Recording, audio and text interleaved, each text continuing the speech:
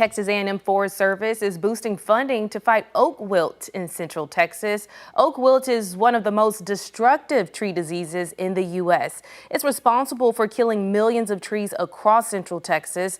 We're currently in the most critical window for oak wilt transmission.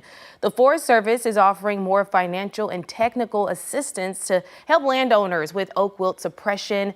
Demian Gomez is the Texas A&M Forest Service Regional Forest Health Coordinator. He's here to talk more on oak wilt and prevention resources with the Forest Service. Thank you so much for being here. Absolutely. Thank you for having me. Forrest, so tell us more about oak wilt. What makes it such a threat to our trees? I feel like Austin is such a tree city, so this is really important for our viewers. Oak wilt is a big problem in Central Texas. It's currently reported from 76 counties in Central and West Texas, and it's been killing a lot of trees, and every single oak tree is susceptible. So you might have heard about live oaks, red oaks, white oaks as well. And turns out all of them are susceptible to this disease. It's a pathogen, it's a fungus that moves through the root system and also through beetles that move the spores from tree to tree.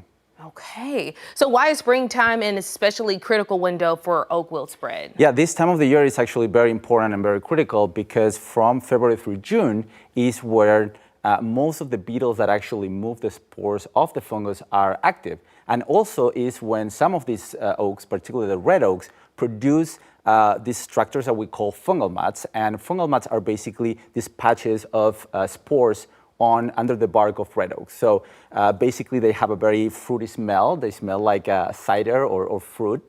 And beetles are really good at detecting these spores. And they're going to go there, pick it up, and move it to a healthy tree. So this time of the year, from February through June, we recommend to do not prune or wound any type of oak, because when you prune a tree, when you create a wound in the tree, that is going to attract these beetles that are going to bring the spores in and potentially cause a new mortality center. So, we have all the conditions right now for that to happen. We have more fungal mats, we have more spores, we have more beetles flying, and it's kind of like the perfect storm for that. It's my understanding that to prevent this, it's costly, right? So you all have the cost offset program with the Forest Service. How can viewers get more information on this? Tell me more about the program. Yeah, absolutely. We've been running a cost suppression program for oak wilt for several years now. And basically what we're trying to tackle is the main issues that we have with the mortality centers, right? So we provide financial assistance to landowners for two main things, which are, the first one is removal of red oaks that have been infected by oak wilt. So basically, if your red oak is being killed by oak wilt, is going to produce that fungal mat. So we want to prevent that from happening, right? So we are going to provide funding to landowners to remove that red oak before the fungal mat is produced.